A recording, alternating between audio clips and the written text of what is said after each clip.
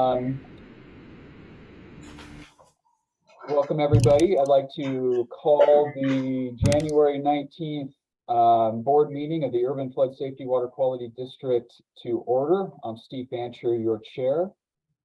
First order of business is roll call, and we will start with that. Wendy, you ready to go? Yes, and first on the list is Nancy Hendrickson. I did not see Nancy yet. Oh. Steve Fancher. Here. Eric Mueller. Here. Dave Ripma. Here. Seth Reeser. Here. Lori Stegman. Here. Ken Anderton. I saw Ken. There you are, muted. Ken, we couldn't hear you there. Yeah, we're not hearing you, Ken, but I see you. I'm going to mark you present. Corky Collier. Here. James Allison. Here. Mary Helen Kincaid. Here. Tanny Stephenson. Here. And we're letting Eric Molander in currently. Ed Washington. Do not see Ed. Bob Salinger. And Heather King. I'm here. I'm counting 12 board members. Thanks, Wendy. I did get notification from Seth Reeser. He's going to have to leave this meeting early to chair a meeting of the 911 group. Next order of business is approval of our meeting minutes from December 7th, 15th, and 17th of the board meetings. Those are included in your packet that went out.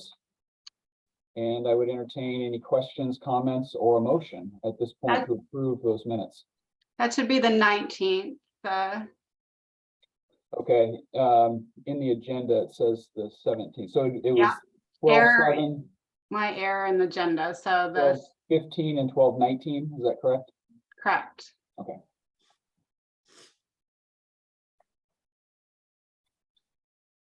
I'd like to make a motion to approve the minutes from the December meetings. We have a motion from Seth Reeser, Wood Village, to approve the December board meeting minutes for those 3 meetings. Do we have a second? I'll second. We have a second from Corky Collier to approve those minutes. Any discussion on the motion? Hearing none, we're just going to take a voice vote for approval. All those in favor of approving the meeting minutes, please signify by saying aye. Aye. Aye. Aye. Any opposed? Same sign.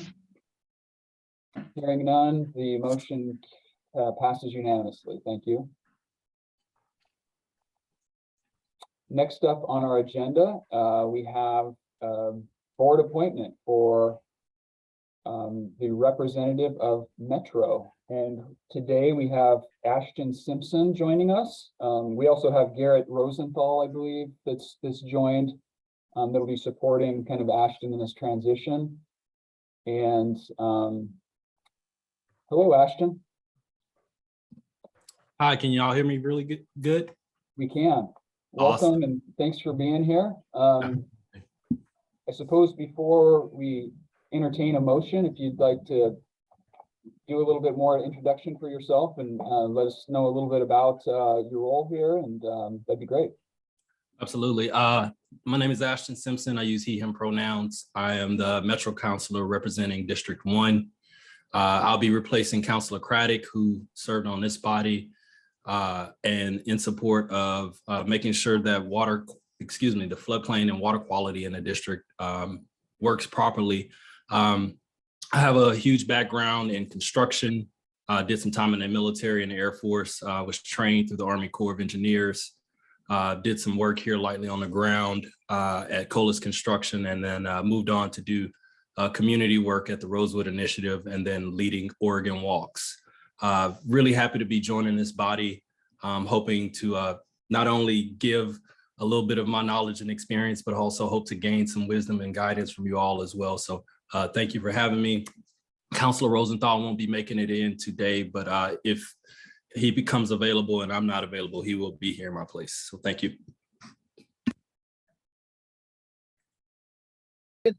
Thank you, Ashton. Could Thank I you. just make a comment?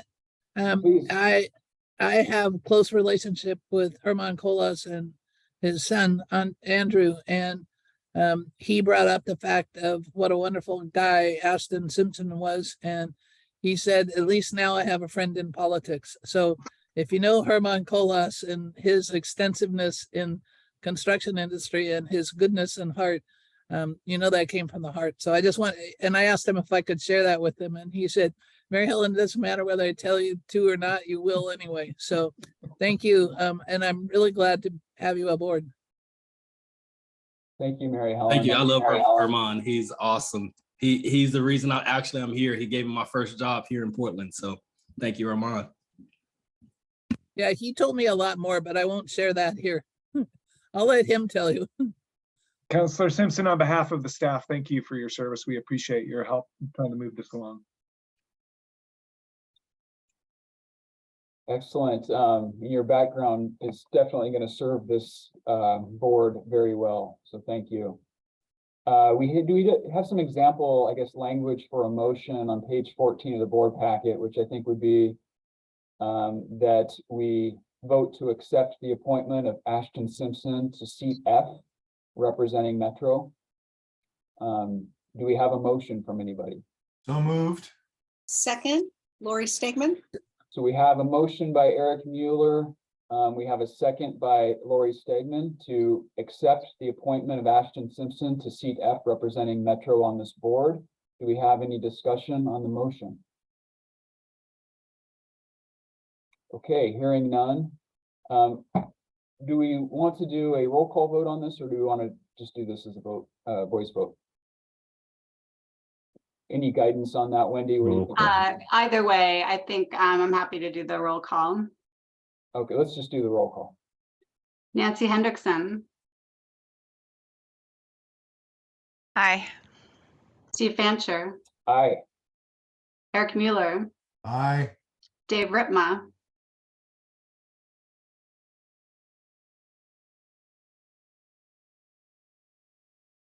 got you muted, Dave.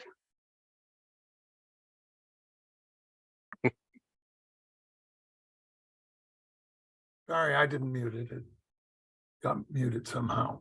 Yes. Thank you. Seth Reeser. Aye.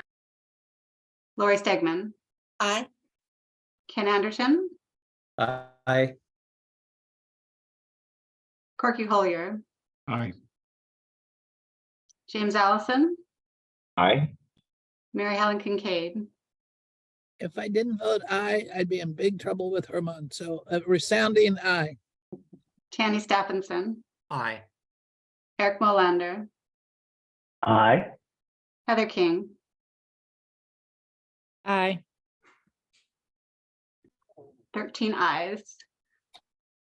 Excellent. Thank you, Wendy. Thank you, everybody. The motion passes unanimously. Welcome aboard, Ashton Simpson.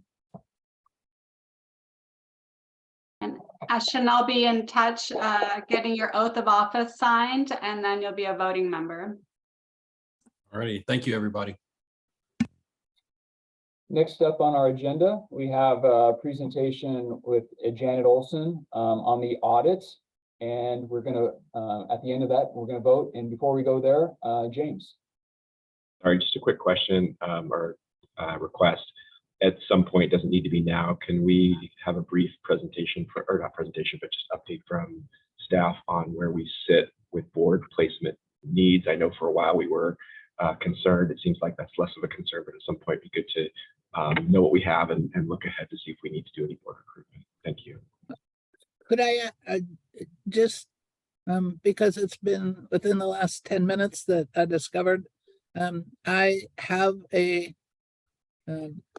business owner in Penn 2 who owns 3 businesses at the Jubit Truck Stop, and she's willing to sponsor a Penn 2 residence landowner as her she's been quite involved in community affairs and East Columbia Board and all sorts of issues. So I have a statement saying, and I don't know the proper process, so maybe this is where you can tell me offline, but I have her statement and I have the potential candidates statement of interest. So how does that best get submitted and move forward?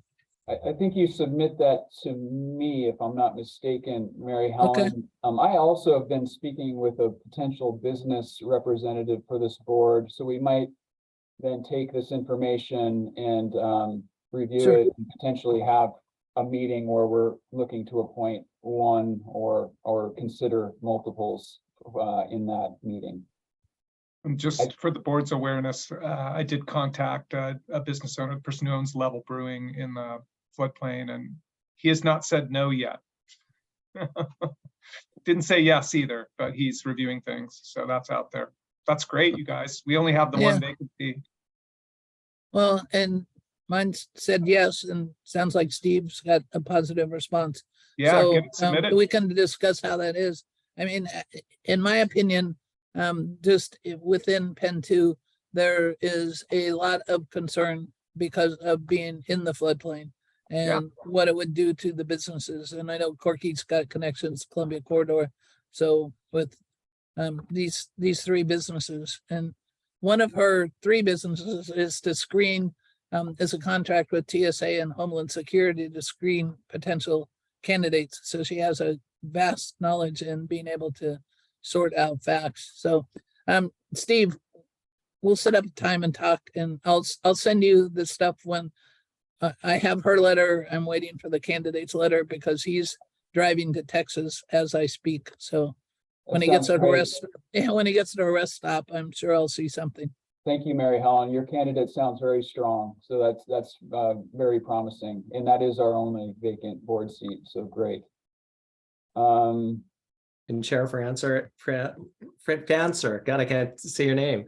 I had an announcement too on the port side. I will, when Anne left the port, our government affairs team was, decimated. So you got me, but we're staffing up, and I have a pretty tremendous workload on my other side of the business. And so Emerald Bogue is going to replace me, starting the Port Commission in February is going to appoint her for the port seat. I just want to give everyone, I'll stay on for MCDD, and we'll help out on the legacy board work while Emerald helps you guys move forward to the urban board. So I just wanted to make that announcement.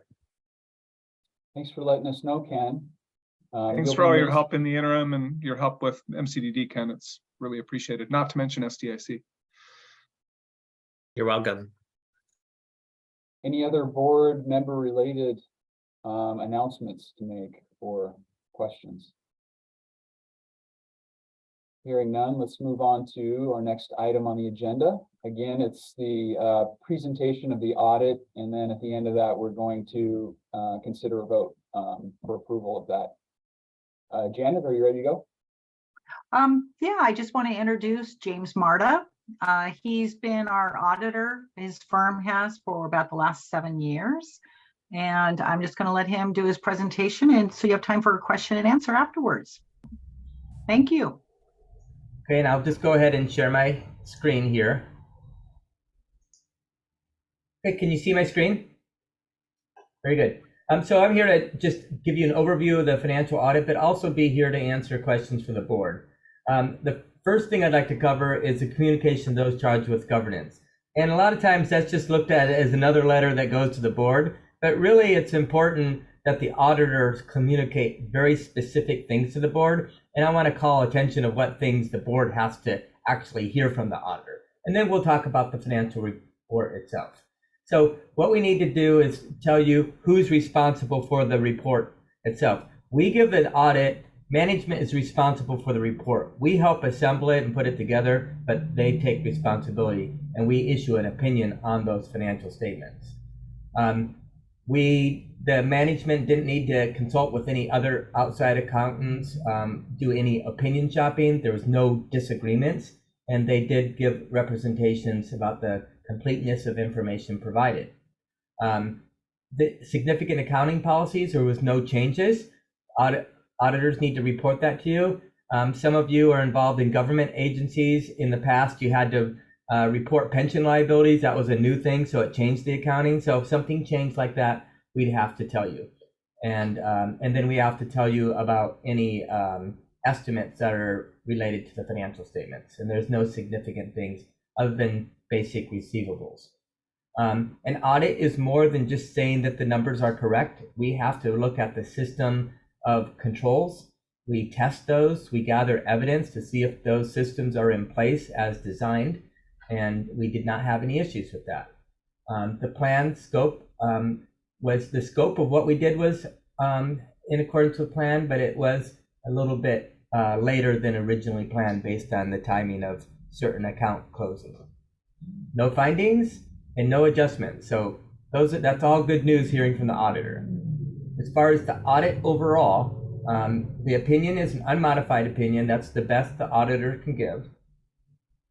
The key report components, there's financial highlights when you read the report. So some of you might not look at financials very often, but there's a management discussion and analysis that Janet and her team prepares, and it's a really great place to get a basic understanding of what happened during the year. Then there's financial statements and other information that lets you know what happened. So it's a good place for you to read, and it's written by management. We have to give you a report on internal controls and a review of fiscal affairs required by Oregon. And we have done that. And then also in the report, budget actual comparisons. The financial results. We look at your financials. This entity is kind of a startup and new. It's going to be a controlling entity later on of these levy districts. So you can see that the assets increased, and the liabilities, and this was all driven by borrowing. So because you don't have an independent revenue source right now, you're borrowing, and so that's been the resource of these revenues. And so right now you have borrowed and you've spent money, and so you kind of show a negative financial position. You have more money that went out than it was coming in. If we look at the balance sheet, you can see how the balance sheet has changed year over year, and this is driven by the borrowing that you've had. And so your net position at the end of this year is a negative 452,000, and that's just related to, you had more expenses than income. And really the timing in this organization, because it doesn't have that stable independent source of revenue, it's going to have some more upfront costs. And you have a commitment for borrowing. So statement of activities, you see the first year we only had $572. This year, $162,000, but you had expenses of $589. So that's what's driving the negative activity for the year. And then here's the financial statements showing the revenue and the operating expenses year over year. So the audit, there's no opinion modifications and no controlled deficiencies. And so that was really good. Your team does a good job on bringing together all the accounting, but all the entities together, it creates a complexity, but they're able to bring all that together for us. And so overall, it's a very good audit. With that, are there any questions? I have a quick question, and I don't know if it's one for you to answer, James, or maybe Jim or staff. And I know enough to be dangerous barely in this area. So it's maybe just a question that folks in their mind have, and I'm just trying to kind of daylight a little bit. I know when we go to borrow, when we go to seek financing for infrastructure improvements and whatnot at the city, institutions that are looking to potentially lend us money are looking at our our bottom line, looking at revenues that we have, looking at our debt coverage, for example. I'm just curious, like, was it difficult for us to obtain that loan, that financing, without having the revenue to cover it? Or like, what was that like? And I just feel like we would have had a difficulty in obtaining that financing kind of without showing that we had sufficient revenues to cover payments. There's lots of ways to answer that. I think the fundamental answer is that the board and the Levy Ready Columbia Coalition tried to get the legislature to provide some revenue for startup costs. That was unsuccessful. And your then board chair, Mike Jordan, happened to also be the executive director of the Bureau of Environmental Services, and he was successful in identifying a line of credit from the Bureau of Environmental Services on our behalf. And that was really the only option that was available at the time. I hope that answers your question.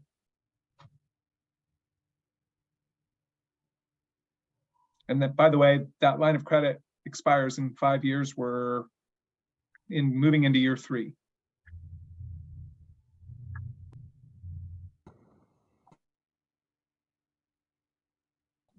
Any other questions for James or staff? Not seeing anything, hearing anything. If we are ready for a motion, you can see language for that. Hold on one second. Mr. Chair, while you're finding that language, I just want to take a moment. I would be remiss to not acknowledge the amazing work of Janet Olson and her team.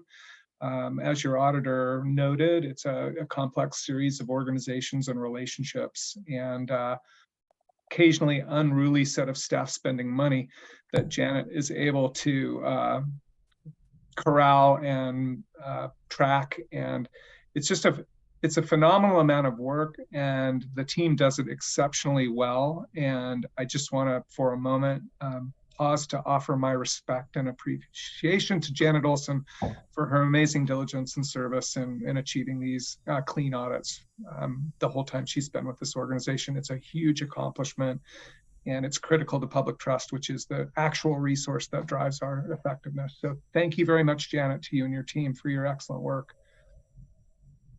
And almost equal to all that is her able to adequately explain it and provide evidence to the auditor. Not just accounting for it, but we go ahead and go through and get verification, get contracts, read the contracts, and then she's answering a lot of questions for us on these contracts and these transactions. And so that's why we're saying that we're very, very impressed with that. Nancy, your hand was up. Go ahead. Sure, I say that's very great to hear, and I echo, and I'm sure many of the board members too. I just echo that appreciation to Janet, you and your team. Okay, I move to accept the fiscal year 22 audited financial statements for the Urban Flood Safety and Water Quality District as presented. I'll second that. We have a motion by Nancy Hendrickson, and we have a second by Ken Anderton to move to accept the fiscal year 2021-22 audited financial statements for the Urban Flood Safety Water Quality District as presented. Discussion on the motion. I see Eric's hand up. Eric? Yeah, just a quick question for Lori. Lori, you're going to change page letter on.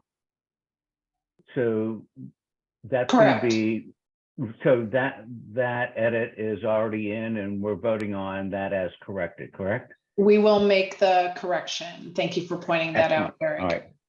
Thank you. And I'm sorry, I didn't catch what that was. Just really quickly, I think you cut out a little bit. We didn't identify the board president correctly. So I read through this and it listed Nancy as the board chair. And I figured we gave you a promotion, Nancy. It was one of two things. There was either a coup d'etat that we never heard about, or Nancy left the room. How quickly can I vote yes on this? How quickly? Can we delete that change? Can we just go vote on this? Right. If it's in the audit report, it must be true, right, Nancy? No, I think this is, correction is in order. Steve, you're on the seat. You're on the cover. Thanks, Nancy. I thought Mike Jordan put that into the IGA, giving us the line of credit. I don't know. It's just in small type. I second that. Any other discussion on the motion? I'll just say really quickly, thank you both to Janet and to James. I've sat through plenty of audit presentations at our city council that, no offense, they're just not the most exciting presentations, and you guys kept it at the right level, I think, for the board. And it was short and sweet. Thank you. Any other discussion? So as I understand, there's a change on the audit, that 1 second page on the audit report. And if Janet, if you can confirm and send back the specific changes, we'll get that back to you. I will. I'll get that off. Thank you. Thank you. Yeah, I'd like to amend my motion to be as revised per this conversation. So we have an amended motion from Nancy to move to accept the fiscal year 2021-22 audited financial statements for the Urban Flood Safety Water Quality District, not quite as presented, but as amended for the discussion we just had. Do we have the same, who seconded the first? I'll second it, Steve. And I kind of like the idea of Nancy as chair, but I also like you as chair. So Thanks, Ken. Thank you. Thanks for the second. Any discussion on the new motion? All right, I'm not hearing any. Let's do a roll call vote. Wendy? Nancy Hendrickson, Aye. Steve Fancher, Aye. Eric Mueller, Aye. Dave Ritma, Yes. Seth Reeser, Yes. Lori Stegman, Aye. Ken Anderton, aye. Corky Collier, Aye. James Allison, Aye. Mary Helen Kincaid, Yes. Tanny Stephenson, Aye. Eric Molander, Aye. Heather King. Aye. Motion passes 13 votes. Excellent. Thank you, Wendy. Motion passes unanimously. We'll move on to the next item on our agenda, which is the budget orientation from Lori. Lori, are you set to go? Give me just 1 second, Sure. and I will get that up.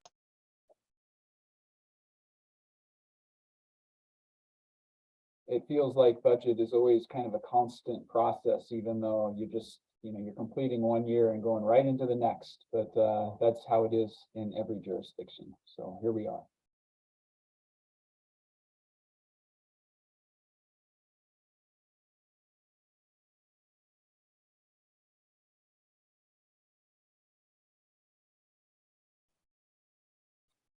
Maybe a quick poll while Lori is bringing this up. How many are on an annual budgeting process? Put your hand up with your organization. Okay, anybody on a biannual, every other year budget process? Not seeing any hands. We'd really like to go there, but someday maybe. Okay, take it away, Lori.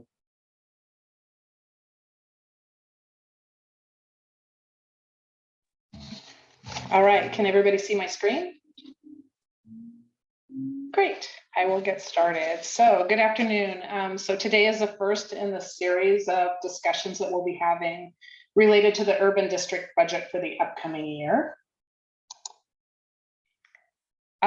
First, we'll be taking a look at the forecast for the current year. This forecast process is an essential part of our budget process, as it informs our estimates for project budgets that need to be carried forward into the next year, carry forward fund balances that provide funding for next year's budget, and also give us a sense of spending patterns to be considered in the upcoming budget process. We're also going to take a look at our current staffing levels at MCDD. Since MCDD provides staffing for all of our districts, we'll be sharing that information in these sessions with all of our district boards. and wanted to do so here too to make sure that you are familiar with the staffing levels that we have currently. And finally, we'll talk a bit about planning for the upcoming budget, and we'll be presenting a draft list of budget priorities for the upcoming year. In your package, you have a detailed version of the forecasted financial results for the current fiscal year, and this is a summary of that forecast. So the beginning fund balance is projected to be lower than budget by $44,000. The adopted budget overstated the funding that was carried forward into the current year. Materials and services are projected to be $80,000 lower than budget. Legal services, communications, and community engagement costs are anticipated to be lower than budget by about $300,000 in the current fiscal year due to timing of the transition to the urban district. These costs will need to be considered for the upcoming fiscal year as the implementation timeline has shifted a little bit from what we originally planned. Similar work will need to be considered in the upcoming fiscal year. So these costs don't go away just because we didn't spend them this year. We'll need to be taking a look at that as we start to look at the proposed budget for our upcoming year. Costs for MCDD staff are projected to be higher than anticipated due to levels of work being performed in relation to the transition to the urban district. We have some staff who are directly allocated to the urban district, and those folks are also focusing more time on the urban district activities, which results in some costs that aren't fully accounted for on the urban district at this point.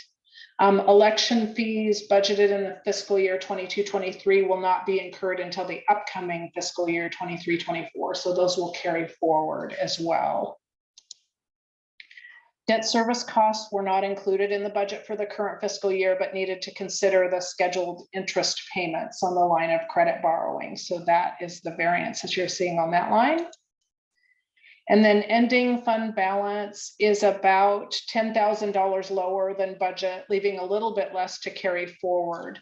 The real issue, however, for us to be considering as we move forward in the budget process is those transition costs that need to be covered in the upcoming fiscal year. Continued borrowing on the credit line will be necessary to keep those district activities going. And we're also taking a real close look at those staffing costs because with the lower carry forward, if you look, we started the year with $750,000 that helped us fund the activity this year. We're not starting with that $750,000 as we go into the budget for next year. So there's some concern about the funding levels and how we will be able to cover all of those costs that are going to continue and carry forward. So we're starting those conversations at the staff level, and we'll be bringing that information to you as we start to pull together the proposed budget. As we discussed, materials and services in total are about $80,000 less in budget, but professional services provides $312,000 in budget savings this year. These costs will need to be carried forward into 23-24 most likely. The $230,000 negative variance in administrative expense includes a $444,000 cost overrun on the staffing side, offset by savings of $220,000 in election fees that will need to carry forward. So you can start to see as we look at those costs and the cost structure that we may have some challenges with funding these costs in the upcoming year. Okay, this slide shows our projected fiscal year ending fund balance. And as you can see, we're expecting a large spend down in beginning fund balance, which is going to make balancing that 23-24 budget a little more challenging. This slide shows the level of MCDD staffing in the current year budget by category. The chart on the bottom shows the detail by department. And we currently have 4 open positions that will be posted in the upcoming weeks, including an engineering position, 2 operations positions, and a position in public affairs. The key takeaways from our financial projections are detailed here. We'll be starting 2023-24 with less carry forward operating fund balance. This is going to make the balancing of our budget challenging in the upcoming year. We're currently working to project staffing cost increases, including cost of living increases for our employees and benefit cost increases, including our known increase in PERS rate and anticipated increases in medical insurance costs. Also, as we've discussed previously, we're anticipating continued higher level of support needs for the urban district as we focus on the transition. So that's really going to be an area that we need to watch and make sure that we have a handle on. We also have implementation costs that need to be carried forward into 23-24 due to that shift in timing of the transition activities. This slide is our draft proposed budget priorities for the upcoming year. At the top is meeting our core mission of flood protection and prevention. As we watch the impact of weather-related flooding to our south in California, this mission feels even more critical. Our employees are a very close second. They keep our operations going and provide that flood protection for our district. Their safety is the utmost importance and should continue to be our priority. Getting the urban district up and running in order to address funding issues and to streamline governance to allow further support of the hundreds of millions of dollars of capital support we're poised to receive is also a priority. Leading to the advancement of the PMLS and FEMA capital projects. Finally, providing adequate support services to allow for compliance is our final priority. We're asking you to consider these priorities and provide us with some feedback. We're presenting the same set of priorities to all of our districts as we believe these reflect the direction we should continue to take for our districts. And with that, I'm going to stop sharing. And I can try to answer any questions and also would encourage discussion on those budget priorities if you'd like to talk about those as well. Mary Helen? Sorry, I was having clicking difficulties. I may have missed it. I was just like rifling through the packet that we got. Is your presentation just now a condensed version of something that's in our packet, but because the bullet points are very helpful and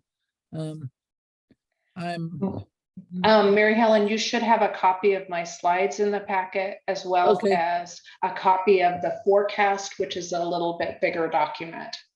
Okay, I'll continue searching, but it was just kind of hard to listen to you and look through the papers and see because there were a lot of them. Okay, thank you. And if it's helpful, as you all know, I also have a good solid set of notes. So if you want a copy of my notes, just reach out to Wendy and I can share those as well. Okay, thank you. Eric? Yeah, let's put a little bit of microscope on the administrative costs. You know, something that approaches a $500,000 miss on our forecast is something that really does raise a concern for me. What are the activities and is there any detail that we can understand so that we know why we had such a significant overrun in administrative spending? I have to be upfront with you, Eric. I think that the budget itself was off. So I don't think it's so much of an overrun in that the budget dollar amounts did not even equate to enough to cover those of us who are partially direct charged to the entity. So we're taking a look at that and making sure that we've got better controls in place to get those budget dollars in correctly to begin with. But when we look at the detail of the folks that are actually charging time to the urban district, it is very reflective of the amount of work and effort that we did anticipate happening this year. So I think it was just, I think it's not a cost overrun issue. It really was a challenge with how the budget was calculated. Well, so one of the things that would be very helpful to me, at least, is to see both understand what the approval process is for this transfer of funds between the organizations, and then B, to see at least a copy of a recent bill, so I can wrap my hands around what it is that we're spending time and effort on. So would you like to see a summary of the staff and the staff charges that have occurred to date on the urban district? Would that be helpful? Because we can share that with all of the board members if that's helpful information. Yes, I think it would be, because then it enables us to look at that and say, are there any activities that we're asking the staff to do that really aren't necessary, and therefore we can put more of our funds to getting the PMLS launched. I want to make certain that people aren't expending effort on elements of our behalf when we really say, on balance, it's close enough. I'd rather have you spend time on this other area. Thank you. Okay. We can get that for you. I will share my limited perspective here that some of us who are directly allocated to the urban district are likely under allocated. Folks like me who spend a significant amount of time trying to do the setup have been billed at a lower rate, and there's some truing up that needs to happen, and that's what Lori referred to. We want to be rigorous in how we ensure the funds are being used appropriately among the districts, and I think it's fair to say right now that there's probably some benefits accruing to the urban district at the expense of MCDD. Okay, so then with that as background, Jim, I definitely am going to need to see that. No, I appreciate you asking. I think it's a good thing to get some board oversight on. I'm grateful for your interest. And then Lori, please let us know what the approval process is for those bills. Certainly. So we have a full set of accounting controls over the payroll process, which is that managers approve time cards for their employees, and the time cards are where the employees are keeping track of the hours that they're spending in each area of focus. So there is that fundamental review and approval of the employees' times by the managers. Those are all then those time cards and that information by project number or task are accumulated in a series of spreadsheets, because we have some fantastic electronic accounting systems in this agency. So those spreadsheets allow us to account for everyone's time and the dollars associated. And then Janet does a fantastic job of reviewing those spreadsheets to make sure that things are tying out to the time cards that were approved by the managers. And then those spreadsheets are accumulated and those billing amounts are recorded to each district from those spreadsheets. So that's the kind of accounting and review process that's in place. Does that answer your question on that? The urban board approves the payment. Correct. Who And you're from receiving financial reports each month that show you those dollar amounts that are getting charged. Does Steve approve those bills? No, that would be me. I'm approving the payroll. These are all payroll figures, and then on contracted services, anything over 100,000, the board has to approve, and it has to be approved in the budget before we can move forward. So you've got your M&S and you've got your payroll. So payroll comes up through the managers, gets checked, and then I sign off on approval of payroll at the end. So the board's approval ends at the adoption of the budget, is my understanding. And if there needs to be more oversight, we're open to working with you on that. Absolutely. Thank you. You're welcome. Thank you for the questions and for digging in. James. Great. Thank you, Lori. Good presentation. Maybe you can tell me if I'm paraphrasing this correctly, what you said in regard to Eric's question, which is, and since the majority of the budget for this district now is in what you would call personnel services, so the personnel for the district, and the and consultants to help do our work. Yes. Last year, where we had a lower ending balance than we had hoped, last year was the first real budget year for this agency. And so, planning and spending are always two different things. And we gave this our best estimate, but our actuals at the end of last year really reflected what we need to do. And therefore, as we go through the budget process for next year, we're likely to be a little bit closer to the mark.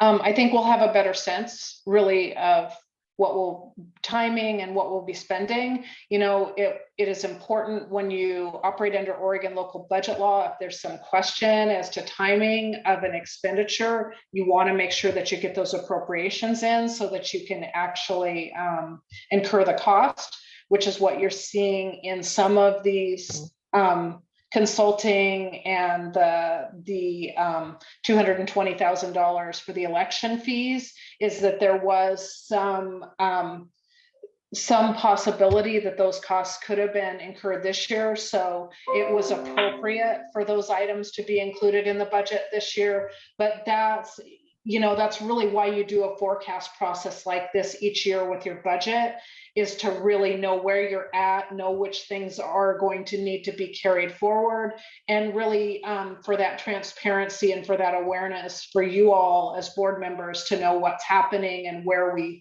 think things will land. So, and it helps me to really estimate that carry forward fund balance. But as I always say, budgets are always wrong by the time you print them on a piece of paper. So you just got to hope that you learn and get better at estimating things as you have more history from the organization and kind of have a better feel of what's going to happen. Great, that's helpful. And then I have kind of a second question or comment. Maybe this is just something I'm hung up on. It's on page 78 of our packet, or I think it's labeled as slide 4, perhaps. It's the one that says fiscal year 23-24 draft budget priorities. And yes, I think you said that that's really, those are really MCDD's priorities. we are proposing those priorities across the organization at all districts and sharing those here as well, because we believe that as we progress towards a common organization, that it makes sense to have the same priorities for each district. Understood. And I think our process of setting up the budget we're going to need and the revenue collection, I think we're focused on the full mission of the agency. However, in terms of the budget, the actual budget that we're using for the new district, we're really kind of focused, I think, on the middle, the third point, which is streamlining governance and standing up the urban flood safety water quality district. I wouldn't want us to lose sight of that. So that one's kind of just a little bit. Yeah, I think that's very true. And what we anticipate as we move towards the new district and move towards the new board structure is that we would in the fall be having some discussions with the board members each year about the budget priorities and really where you want us as staff to be kind of building up the budget and what things you really want us to focus on this year. So we're really kind of in a transition process, so didn't have that opportunity to kind of go through that planning process. But going forward, that's really what you can anticipate with this board, is that we'll be doing a good planning discussion and process and prioritization discussion in the fall to lead into this, into the new budget process. So budgeting just never ends, right? You just get one adopted and you start again. Corky? First, thank you, and to Janet too. This had to have been a tremendous amount of work and very confusing. I really appreciate you guys putting in the effort. As we improve, excuse me, truing up of these numbers, it sounds like, for example, we've been underbilling for Jim. And so as we do that, I encourage us to be, brutally honest. And in the case of Jim, let's say, for example, it might be that MCDD wants to carry some of those costs. I don't know, we'll have to see. But if that's the case, what I would request is that you bill accurately in our budget And then another item saying, but this is what MCDD is covering, something like that. So we have a better sense and don't get surprised down the road should the situation change. Thank you. Yes. Yeah, and Courtney, I just would share that when we first drew the line of credit, we were prior to that spending on the JCA, and the culture appropriately was, don't spend this money. Like, we don't have it. And the 1.2 billion, you need to conserve it, right? And what we're experiencing is we've tried to live within that, and what we're finding is the workload's greater than our ability to try and be as constrained as we can in using the line of credit. That fundamentally is what we're experiencing. Mary Helen? I just want to share a little lighthearted and then explain why I shared it. I have a friend that's ordered and sent me, and I was hoping to be able to wear a t-shirt that says, it shows a cartoon figure and says, I am an Ask-a-Lotus. I ask a lot of questions. I am because I ask a lot of. So I know that I ask a lot of questions, and partially it's my inability to comprehend really technical things. So I really appreciate you being able to clear some things. I wanted to be able to ask about, and I know I've asked this before, but, and I understand the $100,000 contract limit, but my one specific one is it's not a combined $100,000, but Minuteman Press. For instance, I had no idea that $10,000 was coming out of the Pen 2 budget for printing costs. I don't know what those printing costs are, but I was told that they were primarily for the invitations. We had 7 people at our annual landowners. People were not contacted. People didn't get the invitations. I and Val Humble, our current chair of Pen 2, did not get one. And so for 7 members of the public, Jim was there and made a presentation to the 7 members that were there, 4 of which were board members, 3 were residents. So basically for those 7 people, we spent $1,300 on invitation. And so my thought is the expenditure of those kinds of things, I don't see where it's explained, but, so I sort of had to guess, but trying to be fiscally responsible to my neighbors and tell them we got 7 people and spent $10,000 to get 7 people is not a good answer to some people. And how can we as a district board for now be able to understand how our money's being spent without any kind of presentation of what it's being spent on? Well, I think your question is related to a different board, and we are going to walk through these forecasts for each of our district meetings as we move forward. So there is that piece. If you have specific questions that you want me to address about the financials for that district, if you can email them in advance, I'll make sure that when I do that presentation for that district. That was just an example that I have, because we got the report in our packet about contract report, and it just every district says Minuteman, what is it called? Minuteman. And those are that's a contract. That doesn't mean that money has been spent. So the intent of that, and so you receive on a monthly basis, you receive financial statements at each of the districts that show you what actual spending is occurring. And if you have questions about those, certainly I can respond to those questions as well. Okay. And then what we've done with SDIC is they asked us to also pull together a monthly check report that shows them all of the checks that have been cut in that month, so that they can see where dollars are being spent on a monthly basis. And so if the Pen 2 board is interested in seeing that information, we certainly can add that to the packet as well. So we are here to provide you the information you need to be able to govern these districts. And so if you are missing financial information that will be helpful in that role in governing those districts as a board member, then we're happy to add information and to answer your questions. So Okay. And there are that a would range be- of there are a range of invoices that go to board chairs for approval before they're authorized for payment as well. And the Yes. board members who are on the receiving end of those emails, thank you for your time and service in reviewing those. And I understand that, and Val and I are in pretty close contract. I don't think he's on the call. He's been having some medical issues, so he had asked if he wasn't here, so I can't scroll through all the people to see who's here. So that information was done away with when we adopted that $100,000 contract. And I've told the story before about going the one day when Tanny was there, and Tanny doesn't mind me telling the story, and he was questioning things, and I thought, oh my God, I'm not doing what I'm supposed to do. I'm not asking about the checks. And later found out that he was one of the people, in which is why I think he's on the budget committee. And that's the other leading part of this. Is the budget committee going to have any discussion about how these expenditures are decided upon? Because I understand payroll, but there's, issues of why wasn't this done or why wasn't that done? And I don't know how to answer it. And I would like to have a response, because as a Penn 2 board member, that's part of my responsibility. So I will give those questions again, and Jim, and you can decide who wants to answer it. And hopefully next time I'll get to wear my Ask Alatas t-shirt. That sounds good. And I would say for each of the districts, the board members are the budget committee.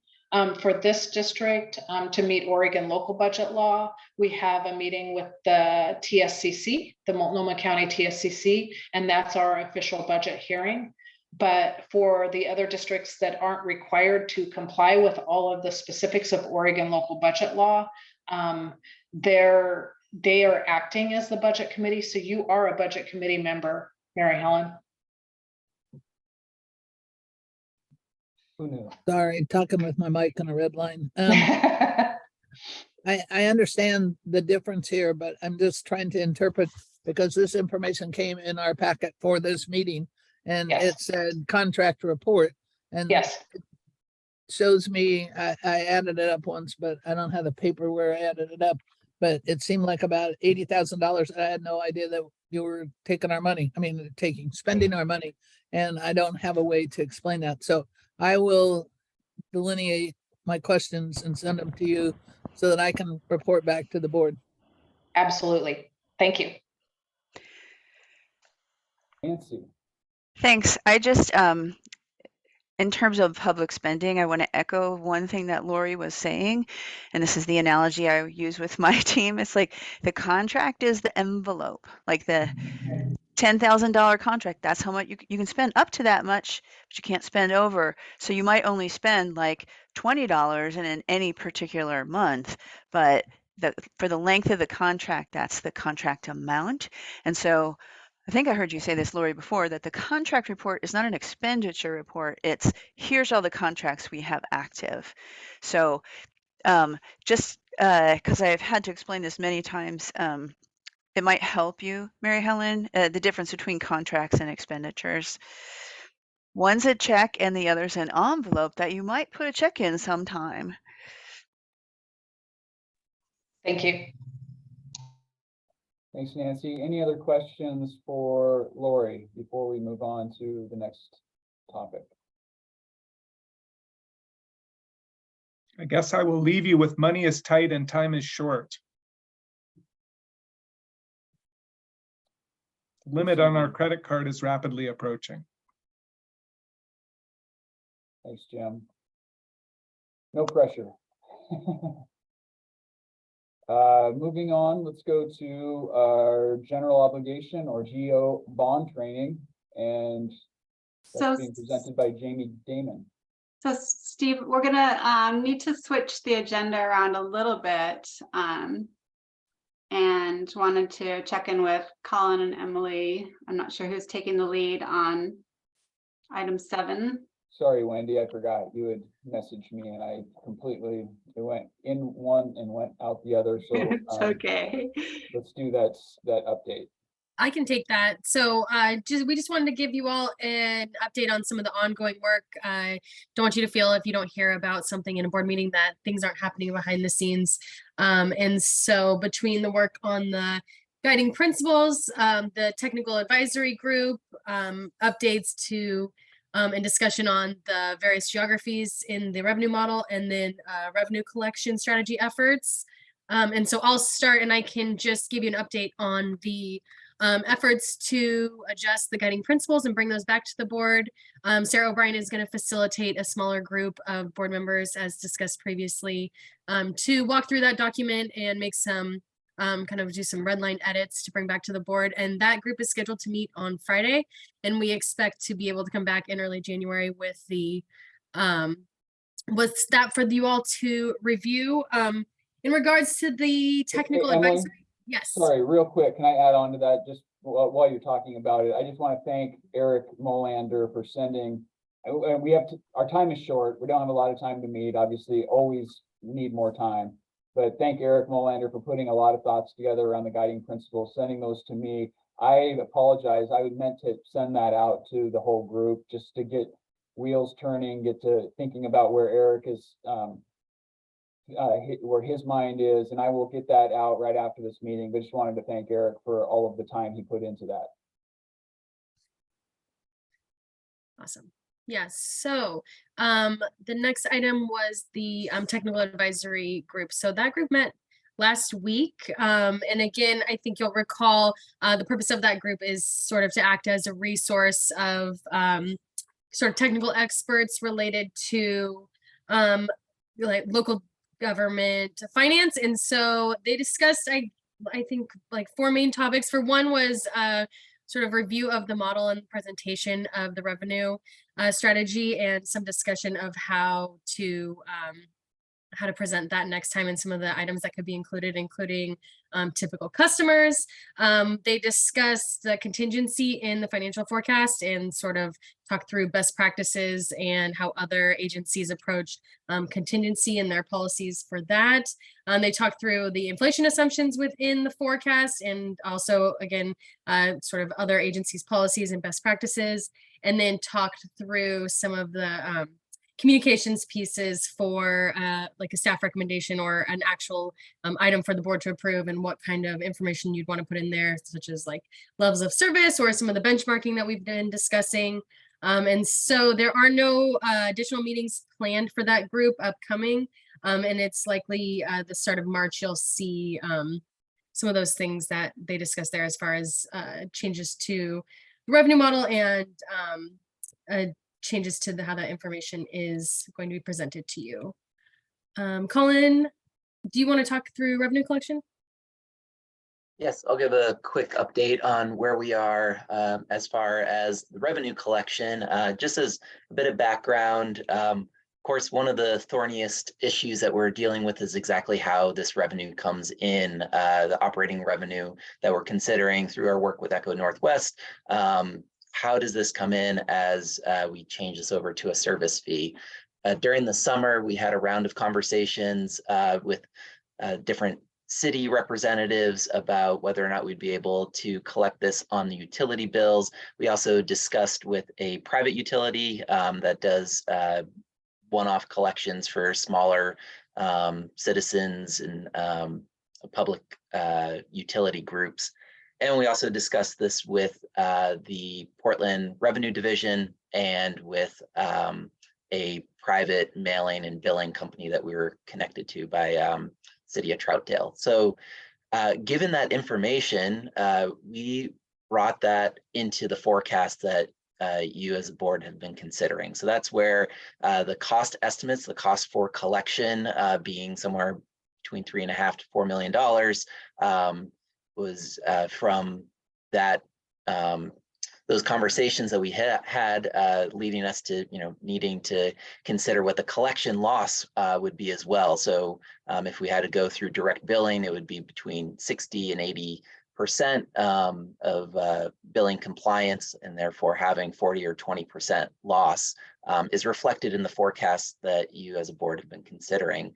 Given those really high costs, the board rightfully directed us to keep on having conversations about how we can collect this, hopefully through some partnerships with existing utilities in the city. And so what we have done through December and earlier this month is we've had a presentation with the city of Portland. They have a larger group that comes together to deal with issues surrounding levy recertification, establishment of the new district. So I want to thank James and Nancy for bringing that meeting together, having Lori and I there to present.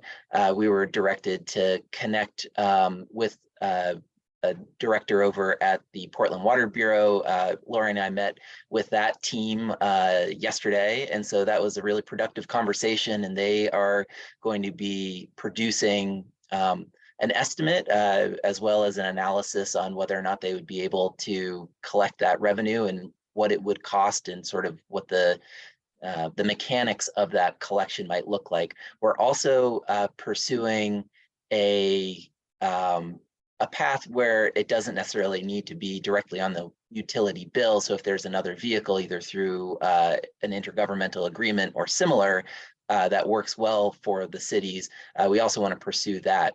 Given that need and the political sensitivities around that, the other thing that we are doing is furnishing letters to city managers, especially for Gresham, Troutdale, Fairview, Wood Village, and we're also going to need to reach out to the homeowners association / city council for Maywood Park, and also to Lake Oswego, because there's a small part of Lake Oswego which is in Multnomah County. I want to thank Steve for the conversations that he has had with different city managers, and also for all the board members. I sent out draft letters to the board members to review. I want to thank you all for comments and direction. And so I think we're ready to send those out to the city managers to have those kind of conversations that are elevated about whether or not something can be collected on the existing city utility bills, or if there's another vehicle that can be pursued. So I think some good traction, but I do want to emphasize that this remains one of the thorniest issues as far as bringing this revenue in. And so really appreciate all of the board members' assistance that have been raising this issue and helping clear a path for the conversations. Thank you.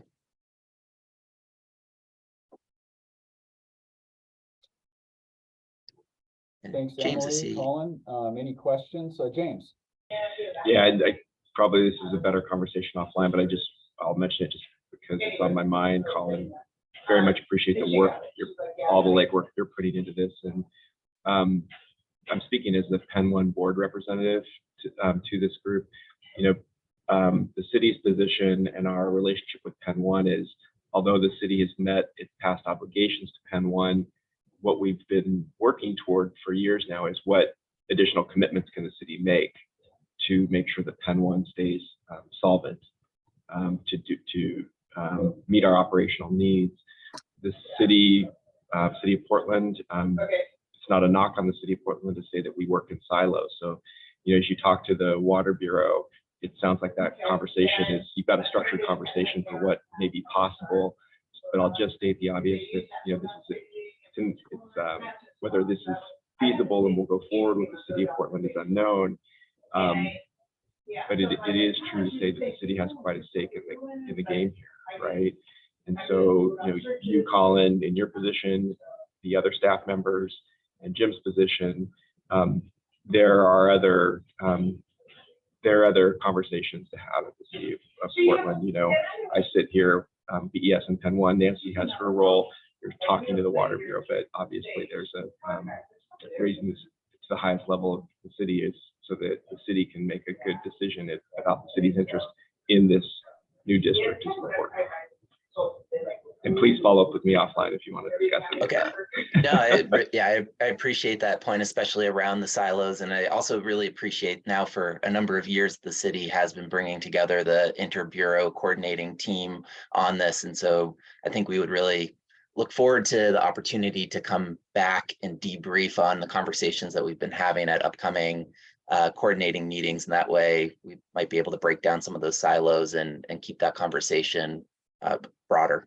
So look forward to discussing that a little bit more. Thank you. I have a question, and James or Nancy might be able to answer it, but the city has a printing services department that does mailing and billing, and I've used them in the past for various different functions. So is that something that they can do as part of this billing? I don't know. Maybe I'm just asking crazy questions. So I think you're talking about P&D and printing and distribution. And yeah, they're part of some bureau, probably OMF, and they bill us like they bill everybody. So I'm sure if the staff at MCDD aren't aware, I'd be surprised, but there's that billing and then printing, and then there's other contracts. So I'll leave it up to the staff to do the right thing there. But I think, Mary Helen, are you suggesting that they might be a resource?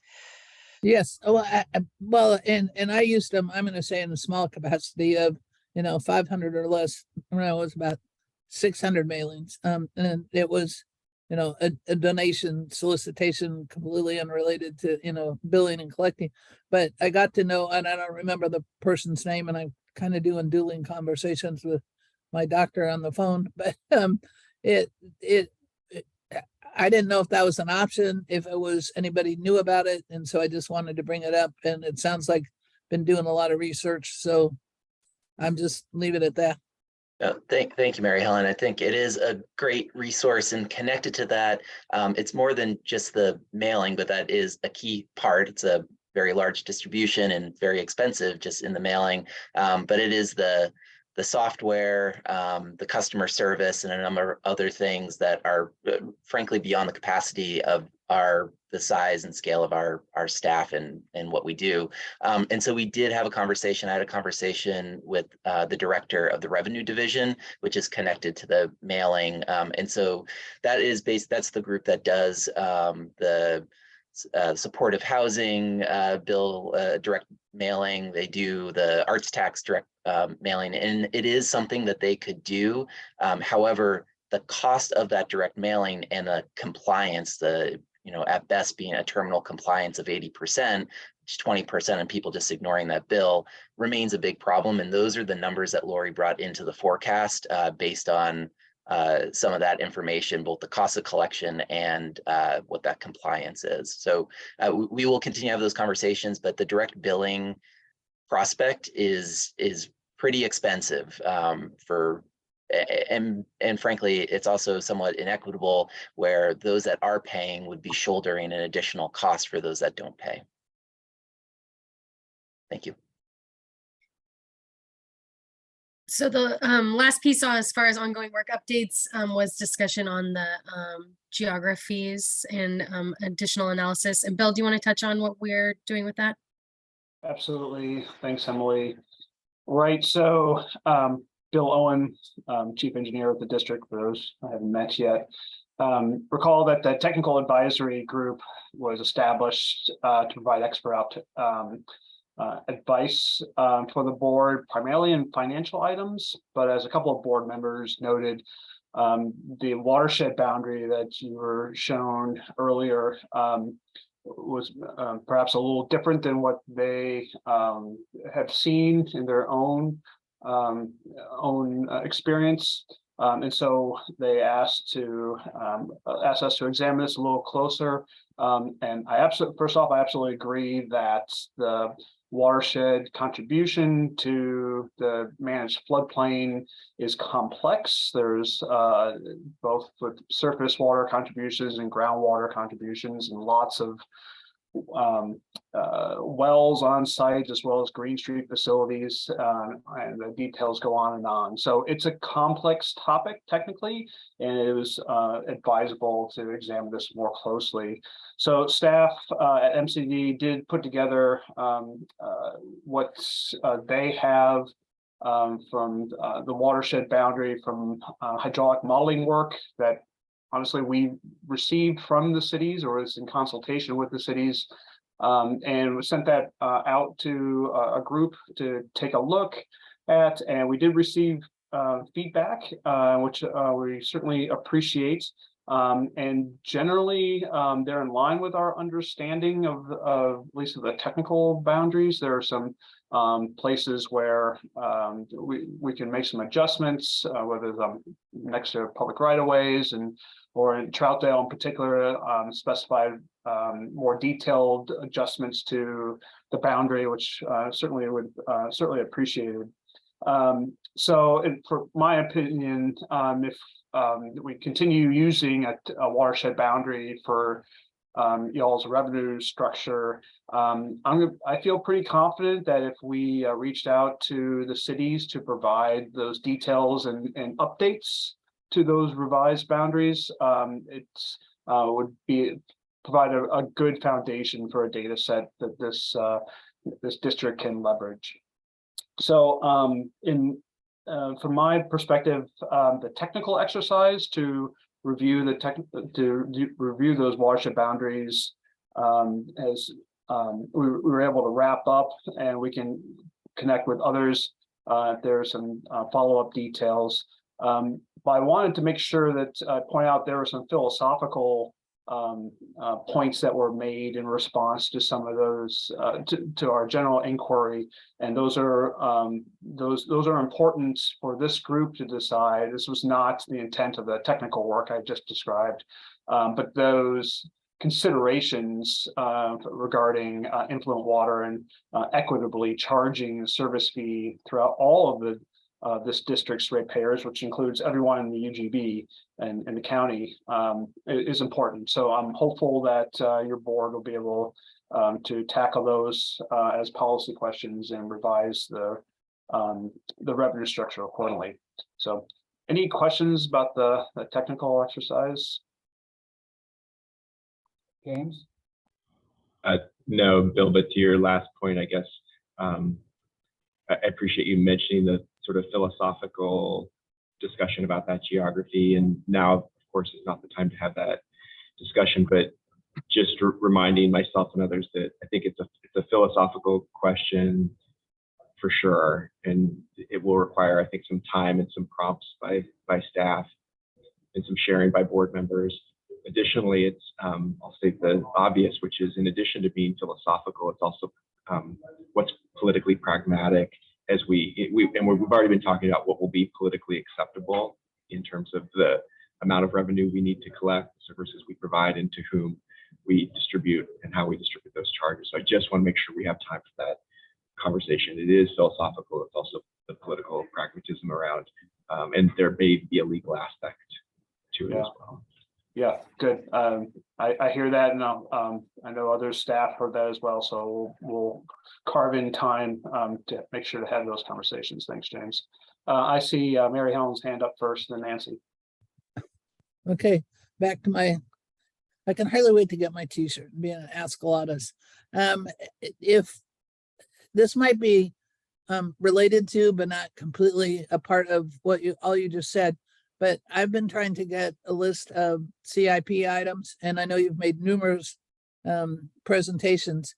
And so short of going through each agenda and trying to find where those are, can you just send me a date when your last presentation was about CIP projects and what's on the agenda and how you report that? Because it's always a very good report, but it takes me a lot of time that I don't really have to go and sort through all the different agendas to look when the last CIP. So I think you would know that better, and you could just say, look at the meeting for, January 2000, whatever, or something.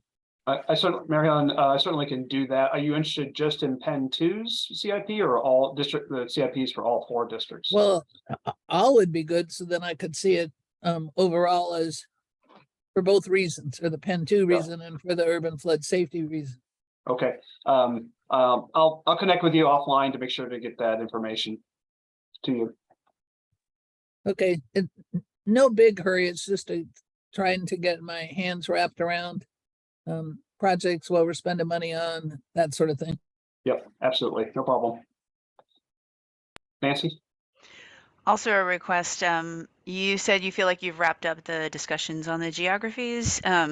Is that basically responses to input, incorporating input that you got in your recent request? Could you provide that? Is that written down somewhere?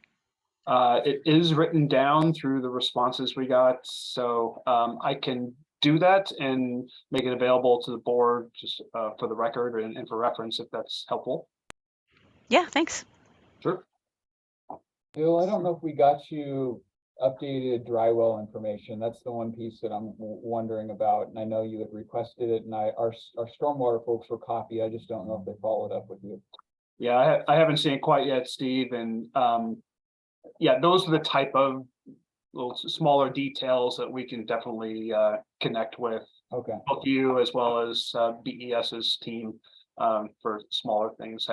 As I said earlier, I think we have a pretty good first stab at it because the data came from those cities, but refinements always happen, so we can do that. Thanks, Bill. Sure. So, Mr. Chair, the last update we wanted to share with you all today was the work we're doing in response to the feedback we've been receiving and continue to receive from you about the forecast. We're also, thanks Steve for talking to city managers and others, we're getting some input from beyond just the board as well. And so the executive team at MCDD is working with staff to essentially try and reduce the total number to the degree that we can. We've heard concerns about the level of administration. We've heard a desire to see more funding going towards some of the new mandates and to really be focused on operations. So those are all things that we are trying to incorporate into a revised forecast. We're not done, and you'll ultimately see that in the form of a director's or staff recommendation later in the spring. But we want you to know we are taking seriously the feedback we're getting, and we look forward to obtaining more feedback from you so that when we come back with a revised recommendation, it's closer to the mark where more of you feel comfortable with the direction that we're headed. So that work is underway. Thanks, Jim. And just to be completely transparent, in the meetings I've had with East County city managers, I think there's some optimism as far as their potential willingness or ability to get the councils out there behind the collections model. That also comes along with some concerns that they have about overall cost and some other things, some of the same concerns we've expressed as board members. So definitely more to come on that. Eric?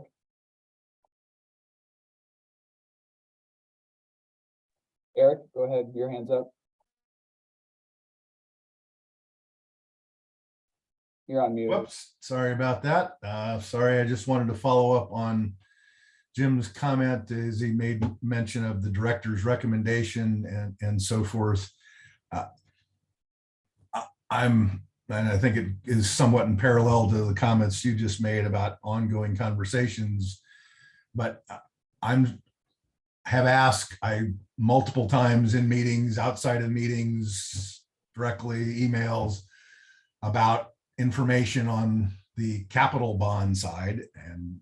And I understand it's a separate revenue structure than the operating revenue structure. But the difficulty I have in it not being addressed after multiple requests is that I'm not going to be able to go forward with an operating revenue model unless I'm going to be able to understand what the capital side cost is also going to be, because even though they're separate structures and we're going to collect them separately and through separate mechanisms, they come out of the same wallet of the individuals in whether it's the watershed of the floodplain or the larger district. And from the conversations I've been having, that has become a key concern about wanting to understand what is going to be the overall costs to the citizens, not what's their monthly or quarterly utility billing costs going to be, completely divorced from what is their general obligation bond levy going to be. So my concern is it keeps getting put off, whatever, how beautiful the director's recommendation on the revenue model might be. I'm going to be in a position of not being able to do anything with it without the information I've been asking for on the capital bond. So noted, stipulated to, and you know that Jamie tried to reach out to most, Jamie Damon reached out to most of you to begin the conversation on bond development. The next agenda item will cover additional work related to the bond. I want to remind you that we have the core assessment and the assets and liabilities report that identifies approximately $155 million in capital needs. So that's your minimum bill.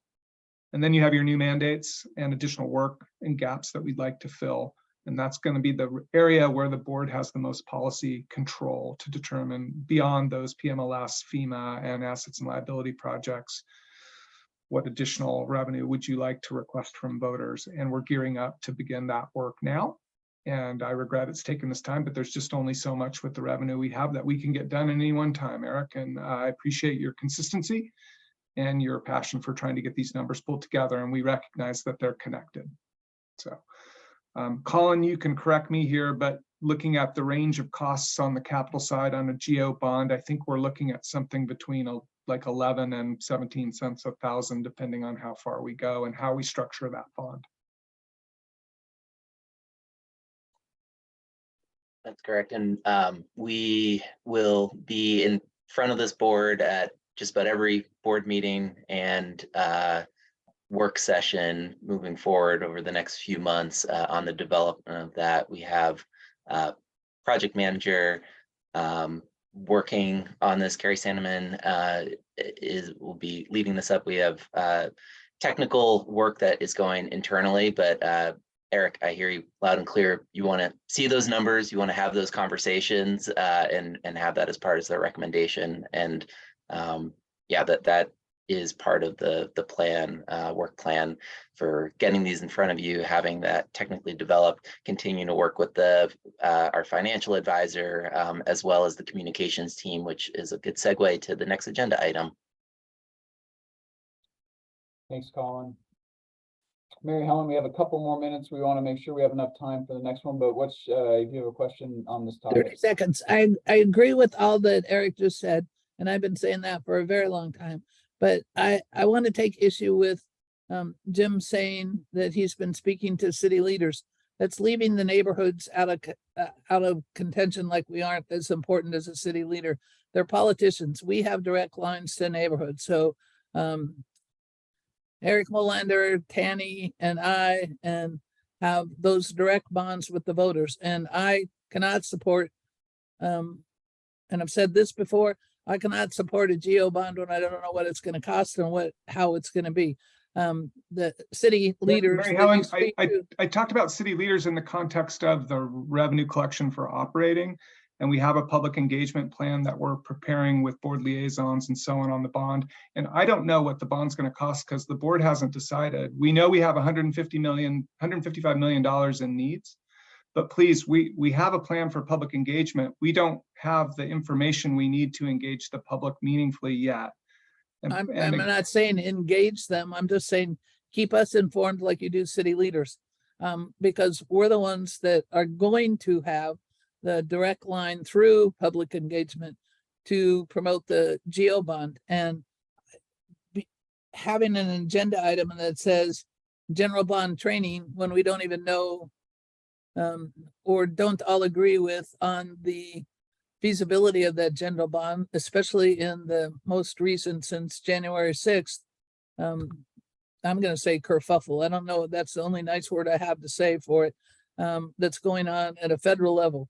And anybody that thinks that any kind of common sense is going to take over, it's fine. Everybody can put anything in a budget, and you know as well as anybody, things go in a budget and they get taken out at the last minute. And so all the indications are that it's good. Everybody says that it's wonderful, but it's still politicians telling us that. And so the tend to the people is they don't want to pay for anything. And so from a very neighborhood level to a state level, that's all the indications that I've been able to acquire. So I'm perfectly willing to listen to if we go forward with the GO bond or spend all this time getting trained for a GO bond that may or may not have the feasibility of being passed is somewhat troubling to me. And I Well, I wanted guess to just put that up. maybe training's a bad word. I'm hopeful that this next presentation will give you insight into the work program that will be required to have a successful referral. And Mary Helen, I want to remind you that the board did authorize an expenditure of approximately $50,000 to do some quantitative research. That quantitative research was completed in June, and we did qualitative research this fall, which was focus groups, again, qualitative. Both those research efforts led by professionals that were highly vetted determined that there is a public appetite for a yes vote if we perform well. That was June, and this is January 6th, and there's a whole new. We also did focus groups this fall. So, and we'll do more polling before we go forward. So again, we've got the best data available to determine the feasibility, and we're going to be doing more research before we ask you to approve anything. And there's a lot of people that disagree with that data, but I'm just going to leave it at that. I'm taking too much time. So It's okay. I'll remind folks that we are going to have a chance probably at the end of Jamie Damon's presentation on GeoBond to continue with discussion. So just keep that in mind. Nancy, do you have something real quick?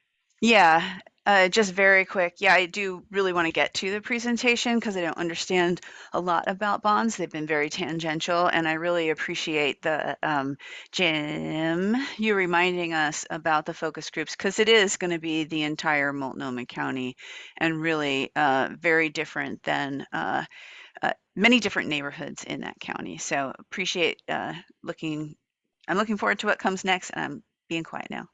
Thanks, Nancy. Jamie, hello. Hello. Hi, Steve. How Hi, are you? everybody.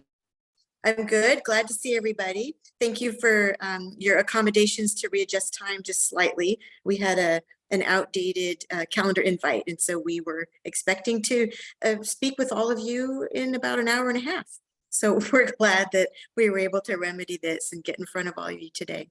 And it's always helpful to listen to the conversation that you're having about all the moving parts that you're trying to navigate. Mary Helen, I hear what you're saying, about sort of, I mean, this is January, that was June, that was fall. I mean, voter sentiments change. We need to be really clear about what we're asking of people. And we need to keep our finger on the pulse, and we need to be working with all of you who are community and, city and liaisons to our work. So I appreciate all of that, and there's more to come. The purpose of the presentation today is to give you a framework and the language around a bond, how a bond is developed and referred, and a little bit about what your role is. So it's not necessarily specific to your bond. Mary Helen, you're right. Eric, you're right. We haven't had those conversations other than what Jim had said about, the identified needs that we have. This is a step back of this is what a bond process development looks like. And here's the steps around that and the language around that. And so we have Noah Siegel here, and he's part of our communications and engagement team.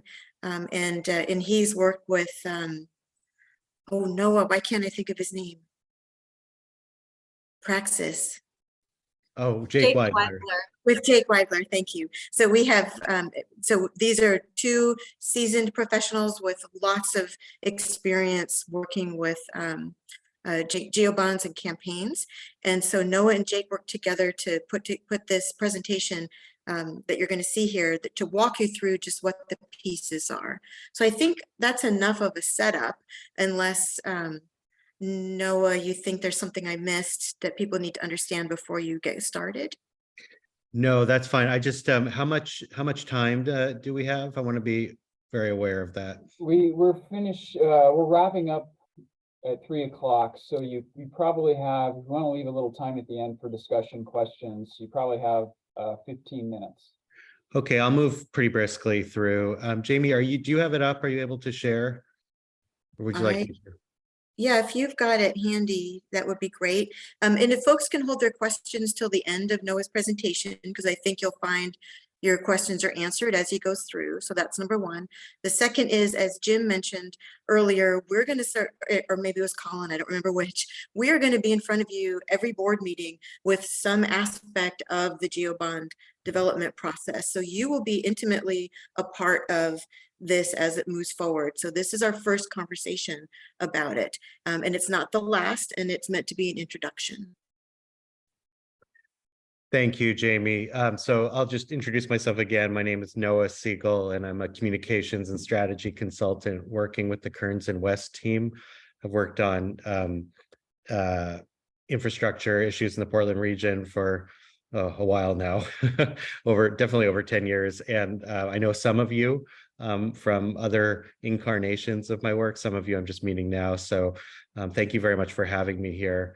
Again, like Jamie said, this is a deck. It was actually very fun to put together with a number of my colleagues. We had all done this work many times, but hadn't actually done a how-to manual.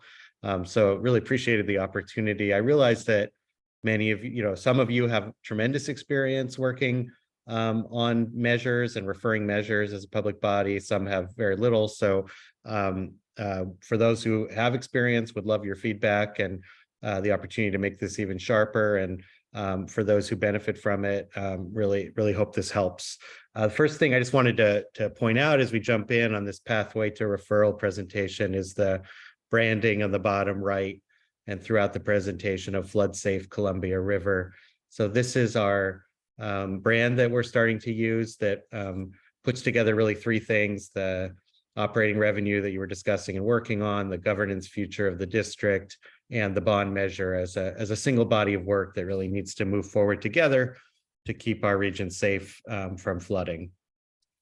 So we broke down the key steps in getting towards a successful bond referral into these really 6 steps, which I'll dive into in more detail, and then some key considerations for you specific to this measure or potential measure referral in number 7 there at the bottom.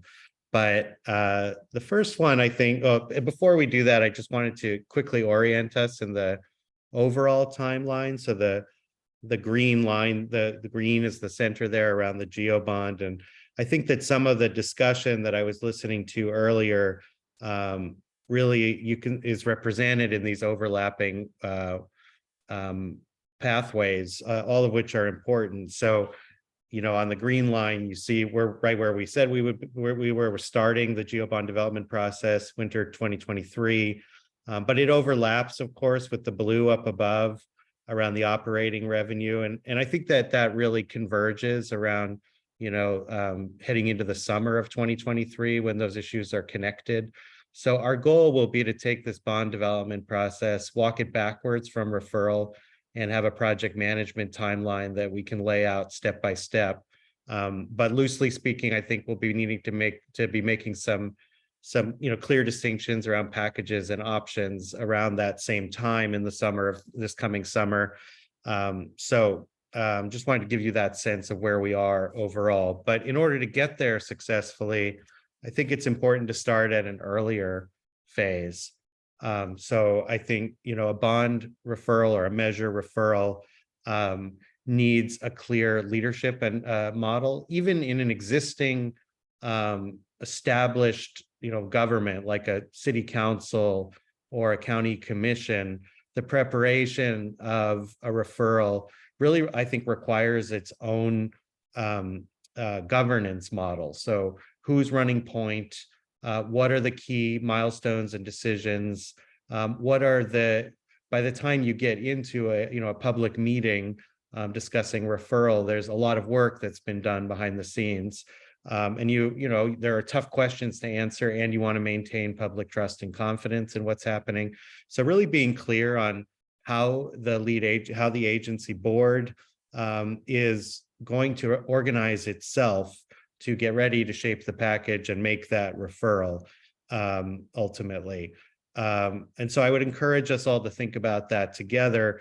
This is kind of a unique circumstance where this board has come together in this interim status around this core function from the legislature. So I understand that this is this is different from, more long-standing boards, but I think the same rules still will need to apply, that we'll need to look internally and say, what will be the specific decision-making process? And we're obviously here to work with you on that, but what's your decision-making process for getting to the bond, deciding on the rate of the bond, et cetera? What is really core to the bond? And Jim was mentioning the kind of range of options there, from the nuts and bolts to the Christmas tree version. What's really core to making this a successful measure? What's on the table for community engagement, for flexibility from your perspective, and being able to set clear expectations around that with partners, with communities, so that they don't feel like it's a bait and switch, that they know what they're being asked to contribute to, and that it's clear from the beginning. And then when you're setting up an engagement body, like the proposed panel of advisors, making clear what their authority is from the outset, again, so they feel like there wasn't confusion from the outset, and what's the liaison role. So some examples from the board in interacting with the panel of advisors would be, are you participating as an observer to an autonomous process? Are the liaisons full participants? Are they carrying messages from the board? So is there a dialogue back and forth? Those are things to consider, and that we would need to lay out on the project management timeline from the outset in order to get a successful process. I would describe the second phase as understanding the electoral landscape. This is a practice that I've done on quite a few measures, which is to pull the voter file, in this case from Multnomah County, compare that to the polling that we have, and try to understand, what's our likely electorate, how does it break down demographically, geographically, and understanding how that matches up to the electorate that turns out on a specific date, whether it's May or November. I stress this because it sometimes isn't what you think it is. As an example, I worked with Clackamas Community College, and they were assuming that they would go in November because it was a bigger turnout. Turned out that May was actually a better electorate for them. So it's an interesting step, and it also helps you understand a little bit better, who are your core audiences, who do you need to persuade, or gain the confidence of as you're moving forward with your work. Then I heard in the discussion previously is a lot of anticipation around this next phase. So really getting to the investment options. And I think Jim was again talking about the range of possibilities there, and ultimately this is a board decision. So we're looking for a package. I would describe the goal in any bond measure as a package that is within a comfortable range of voter support as defined by polling. You say, like, would you pay X amount per household? Does that sound reasonable to you? And you don't want to push it's a risk benefit analysis. You don't want to push them too far, but you also want to include enough in there that people will really support this and ultimately come out for it, show up at events, attend ed board meetings, that they really care about this. So there's a creative tension there, but ultimately I think everybody understands the goal is to win. And in order to arrive at that package, I lay out the following steps here. So you need your financial estimates, which I think you're doing right now with advisors, on what you could reasonably expect from bond sales, how much that would translate into depending on your board boundaries for each voter, et cetera. So you have to have your price tag lined up, and then really understanding internally with staff what in this case for compliance with federal requirements, what just has to get done that isn't really on the table for discussion, understanding those capital costs and the operating costs that are necessary to support that. And then, looping back to the earlier slide, and to Jamie's leadership on this, defining that other set of things that are more expansive, that bring people in addition to your core engineering needs that are pretty, straightforward in many respects. And then we need to measure against polling. So, you could put in everything that you want, but you have to understand as you're messaging, as you're building the bond package, what really resonates, what's likely to help you get it across the finish line. And so we have in our project management timeline, we have additional polling coming in at this point. And I think that that comes back to you as a board, as decision makers. You'll ultimately be the ones to evaluate and take the risk on what the measure is. So we want to bring you that data to calibrate the risk benefit. And just as an example, I threw in some examples here just for good fun, but this is a recurring example, the Metro Natural Areas Levy, which some of you may be familiar with. And just so you can see how the polling shapes the content of the question, you know, fish always polls very high. It's one of many, many benefits of natural areas, but it jumps to the top because it helps move the voter in the right direction. So it may be things that you don't totally expect or think are core the way you frame it. And then we move into finalizing the measure for voters. So this is after you've had your full input and you need to actually decide what you're going to move forward for referral. So, you know, there's obviously legal questions that need to be addressed with legal counsel, anticipating potential challenges, which, you know, I touch on later. You need to decide on the final ballot title and the cost, and be able to answer clearly, I say in the bottom bullet, you know, what are those core questions? And I think I heard them from you earlier in this board meeting. You know, what's the combined cost? What am I getting for this? What's the risk reduction? We're going to need to, we're already working on these together, but by the time you get ready for referral, you know, these are the kinds of things you have to be able to be really clear and disciplined about. And then I just would point out this last thing. This is, I think, pretty critical on any money measure. Just anticipating or discussing what kind of oversight and accountability structure you want to set in place, because that always polls very well. People want to know that it's accountable, so it's very important to have it in there. But in addition to that, this is one that I worked on when I was deputy director of the Portland Bureau of Transportation. It's an opportunity long-term to bring people in to the work of the district as well. They become really familiar with it. They hold you accountable. They're not employees, and it keeps staff on their toes, which is great. But they also have a vested interest in the success of the measure and its implementation. And so I think that's really great for the long-term health of the district. And then finally, there are some mechanics around the actual referring to the, not finally, actually, I should, it's almost finally, around the actual referral. So you may have heard us talk about this before, but from a communications perspective, there are very clear things that staff can say or can't say once a measure is filed with the county. But there is an alternative to provide educational information to voters about something that's coming up. I think this will become very important for this district, because there won't be a huge paid campaign in favor unless somebody surprises me, a giant funder steps forward. But the providing objective, clear information that's educational to voters will be very important, which can be accomplished by submitting that language ahead of time to the Secretary of State for safe harbor, it's called.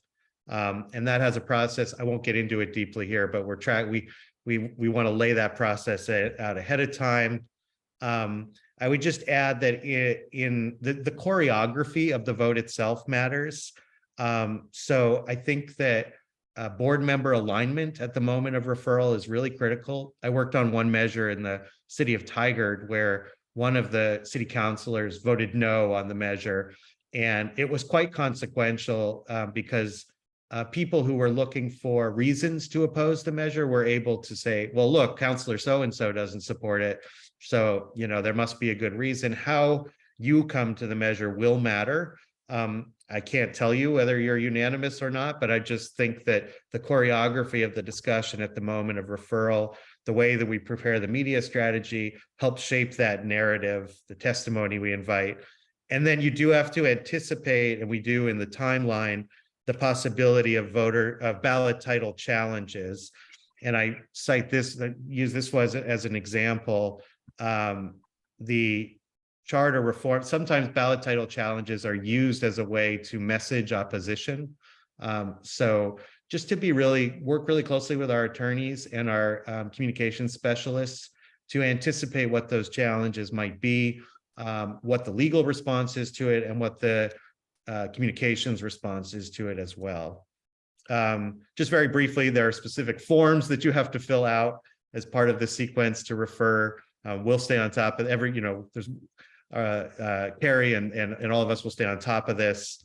And then there are very strict rules, as I mentioned, under ORS 260.432 that direct what public employees can't do during campaigns. And there's a specific list, but they can't advocate during work time, use work computers. They cannot, elected officials cannot give staff directions to work on a campaign during that time. So all of these things, government websites, direct mail, social media, all needs to be using safe harbor language. Otherwise, you could run afoul of state elections law. So we want to be really careful about getting the language clear and approved before we can recycle that language over and over again in different ways. But we want to use cleared language from the Secretary of State.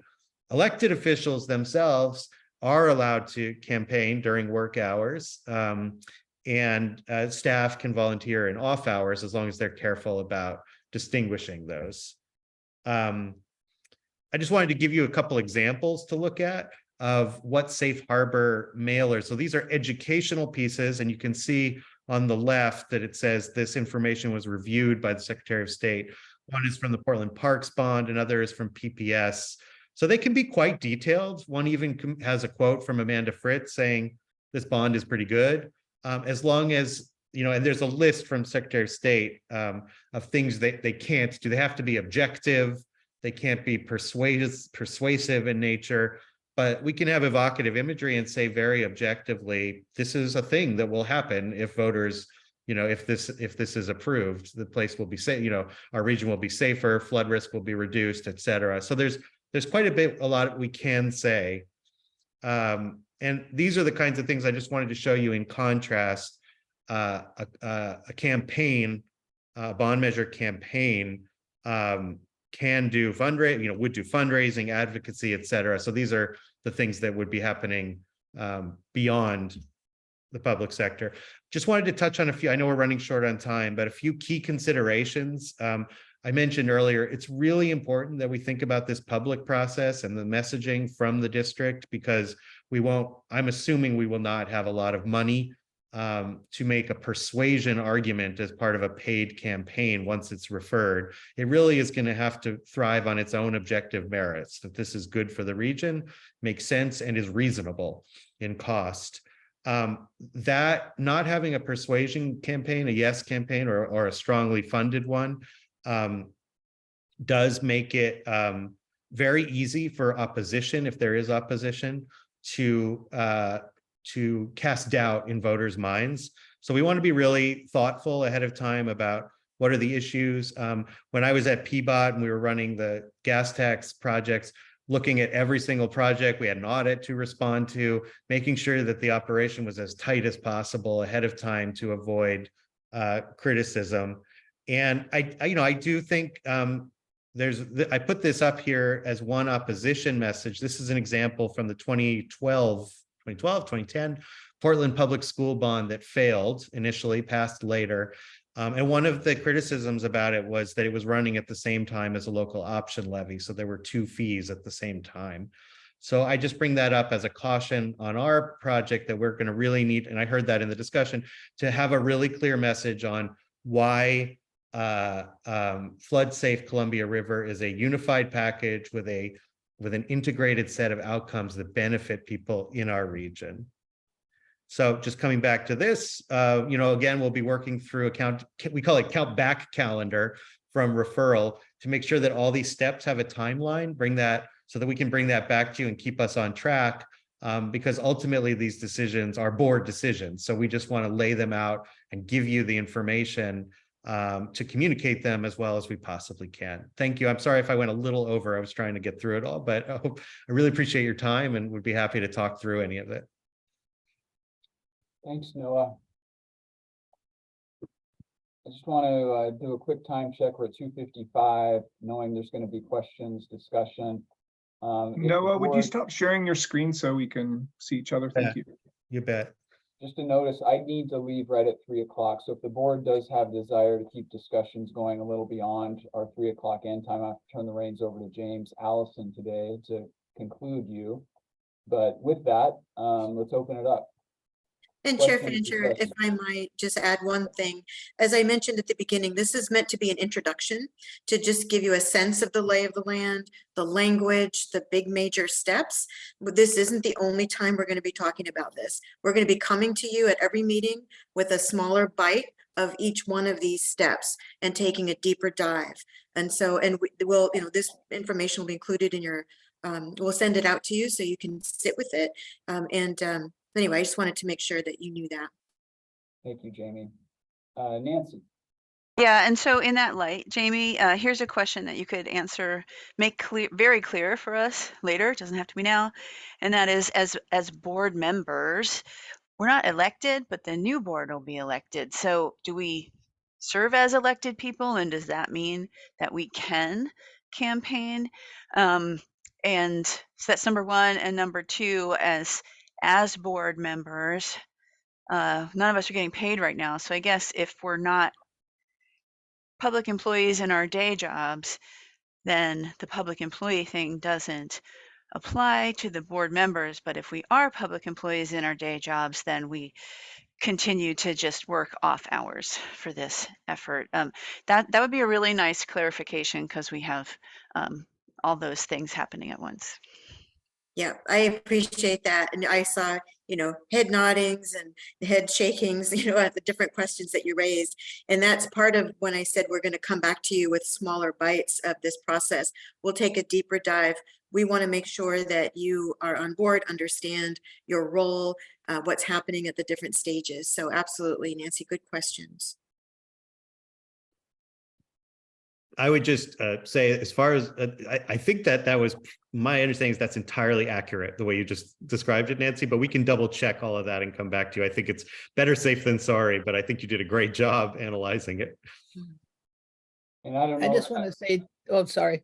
Sorry, Mary Helen, real quick, because I think it is an important point. And I know you'll get back to it, Jamie, but just so we're kind of thinking about it some more, I'm assuming many of us on this board are public employees, and the rules are that we cannot campaign for this. Those that are not public employees, those that are elected officials, can, but that's a limited subset of this board. So that is a challenge that we have. Just want to clarify, Steve, that public employees can't campaign during work time or using public resources. And I also just want to emphasize from the presentation that the point at which that takes effect is when you submit your referral to the county. So for instance, this discussion right now is not campaigning. And timing wise, we're talking about potential for you referring this to the voters late fall, early winter. So it's late fall 2023, early winter 2024. And James, in turning this with your comments over to you, I'm going to turn the board over to you because I am going to leave. So thank you very much. It sounds great, Steve. I actually have a meeting with Mark Wilcox at 3. I can be a couple minutes late if folks would like. I just want to acknowledge a great presentation by Noah. Thank you. It was good to see those graphics so well presented. And I appreciate the work, Jamie, that you and others are doing to give us this overview and then start taking smaller bites out of this at a more frequent with greater frequency. But I also want to, I also want to acknowledge Eric Mueller's comment about the dependency between what the CIP package is going to look like overall, what the likely cost is to the members of the new district.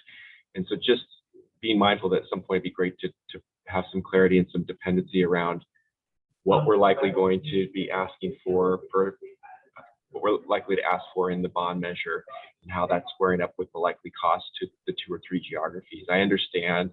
I want to acknowledge keeping things positive and moving forward, and we're all asking for a lot at one time, and I have confidence that it will come together based on the great work that staff and the consultants are doing. But I also want to make sure that concerns like Eric's are acknowledged and brought forward. I think it's important. Staff is working with a range of 150 to 200 million, and that's a range of about 12 to 17 cents per thousand on the average assessed value of a home.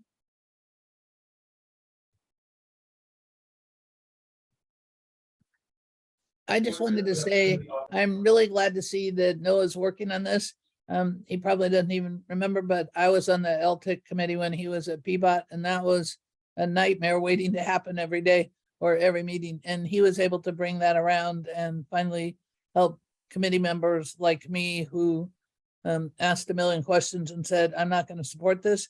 And so because I said that earlier, I have full confidence that we'll get some really great direction from you.